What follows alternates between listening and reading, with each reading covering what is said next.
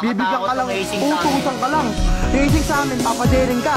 Papaluin ka ng tubo sa binte. Paandel pa. Oo, tapos papasuhin ka ng lighter dito sa daliri mo. Ganun lang racing, ano? Sabi na eh, yung grupo nyo mababa lang racing kaya mabilis makapasok eh. Racing namin. Oo, racing nyo. Ang ginawa kasi sa akin, tinakpan yung mata ko. Ayun na, racing ka, tatakpan yung mata mo. Para di malaman kung sinong bubugbog. Nabad ko yung short ko, pati brief ko. Ayun nga, paddle nga, ayun yung tinatawag na paddle, tapos papaluin ka rito. Tapos pinatuwad ako ganyan, oh. Ayun nga, pinapalo ginawa sa'yo. Paano ba yung gagawin? Oo, papaluin ka ng tubo sa sport. Pero iba yung ginawa sa akin. Ano ginawa sa'yo? Tinira nila ako. Grabe ka! Hindi ba ganun yung racing? Hindi racing yun! Gangbang yun! Ilan sila? Ang grabe mga 20!